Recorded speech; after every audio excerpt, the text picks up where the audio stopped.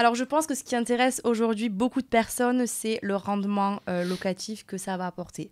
Donc, combien on peut espérer en 2025 et dans le futur en termes de rendement locatif de notre investissement. Aujourd'hui, en 2025, si on parle de rentabilité net-net, c'est-à-dire après toutes les charges jusqu'à la partie taxation directement de votre société, si jamais vous avez fait un invest par une PTPMA, vous pouvez escompter aujourd'hui minimum 10,5-11% de rentabilité net-net.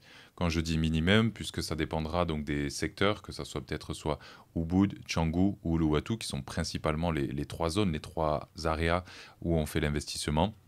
Mais c'est vraiment, on va dire, le minimum, on va dire 10, 50 ou 11% de rentabilité net-net. Ok. Qu'est-ce que ça donne en brut? En brut, on est vraiment sur des parties à plus de 20%, mais c'est pour ça qu'on ne vous en parle pas, parce que ni vous ni nous, ça nous intéresse. Et comparaison avec d'autres destinations. Au niveau de d'autres destinations, en Europe par exemple, on va être, si on parle en net-net, vous le savez certainement, on va être beaucoup plus proche des 4, 5, 6%. Si, c'est déjà pas Vraiment, mal, ouais, hein. c'est ce que j'allais dire. 6%, on va dire, au maximum.